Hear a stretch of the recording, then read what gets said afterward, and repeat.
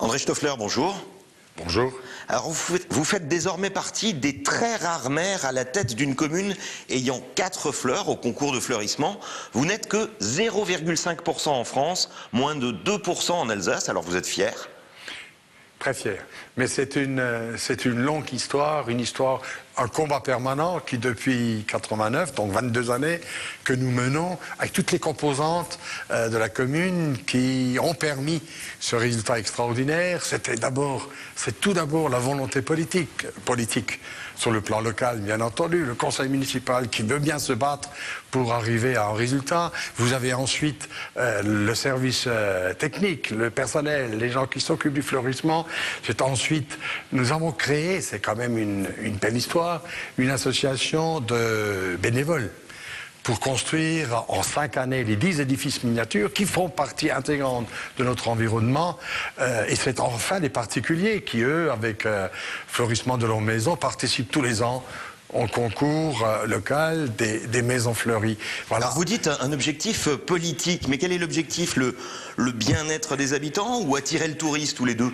Le terme politique n'a rien à voir avec le terme traditionnel. Le terme politique, c'est l'aménagement du territoire, c'est uniquement sur le plan local, c'est sur nous que nous comptons, c'est entre nous que nous réalisons cette politique, parce que nous avons un objectif.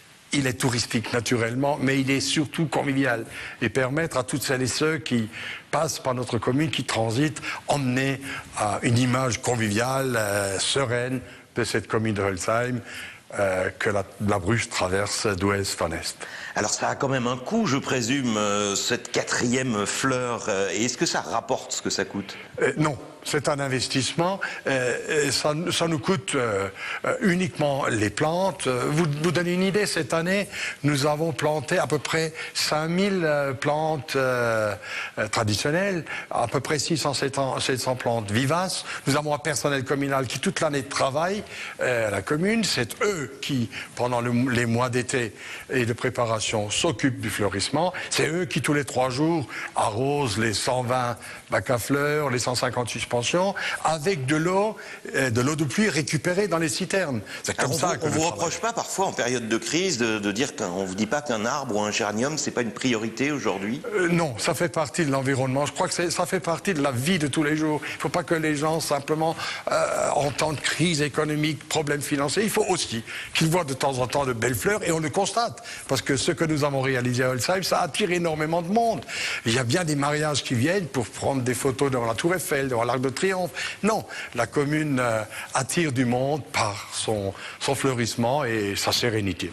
Alors dernier point, l'image parfois ringarde du fleurissement en Alsace qui se limitait souvent à des tonnes de géranium. Vous êtes allé plus loin avec les monuments miniatures. Voilà, le fleurissement en lui-même ne représente que 50% de notre 4e fleur.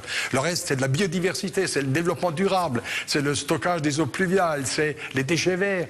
Il n'y a que la moitié qui concerne le fleurissement. Le reste, c'est le travail de tous les jours de notre personnel pour un développement durable, intelligent, et pour la biodiversité.